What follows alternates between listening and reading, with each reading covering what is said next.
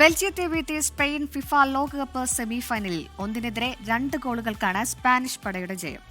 Semi പോരാട്ടത്തിൽ കരുത്തരായ France ആയിരിക്കും സ്പെയിൻ എതിരാളി. തിരക്കഥയിൽ മാറ്റമില്ല. പാസുകളുടെ പെരുമഴ തീർത്താണ് സ്പെയിൻ കളം നിറഞ്ഞത്. മത്സരത്തിലുടനീളം 91% കൃത്യതയോടെ സ്പാനിഷിന്റെ കൈമാറിയത് 663 പാസുകൾ. പരിക്കേറ്റ പെഡ്രിക്ക് പകരം ആദ്യ 11-ൽ സ്ഥാനം പിടിച്ച ഫാബിയൻ റൂയിസിലൂടെ 30-ാം മിനിറ്റിൽ ആദ്യ ഗോൾ.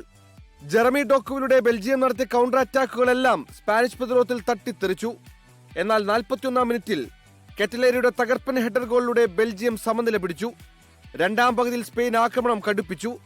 59-ാം മിനിറ്റിൽ ലുക്കാക്കുവിനെ ബെൽജിയം കളത്തിലിറക്കിയെങ്കിലും കാര്യമുണ്ടായില്ല.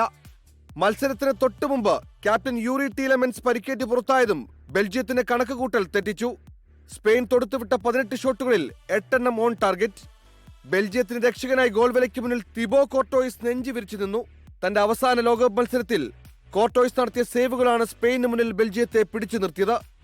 71-ാം മിനിറ്റിൽ പരിക്കേറ്റ് കോർട്ടോയിസ് കളം വിട്ടത് ബെൽജിയത്തിന് വലിയ തിരിച്ചടിയായി.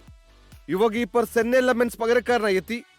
88-ാം മിനിറ്റിൽ കുബാസുടെ ലോങ് റേഞ്ചർ തട്ടിയകറ്റിയെങ്കിലും പോർച്ചുഗലിനെതിരെ രക്ഷകനായ മിക്കേൽ മൊറീനോ വീണ്ടും അവതരിച്ചു.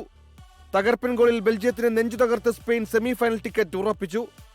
ഇനി ആരാധകർ സൂപ്പർ സിമിയുടെ ആവേശത്തിലാണ്. ബുധനാഴ്ച രാത്രി 12:30 നടക്കുന്ന സെമിഫൈനൽ പോരാട്ടത്തിൽ സ്പെയിൻ ഫ്രാൻസിനെ നേരിടും. World cup desk 24.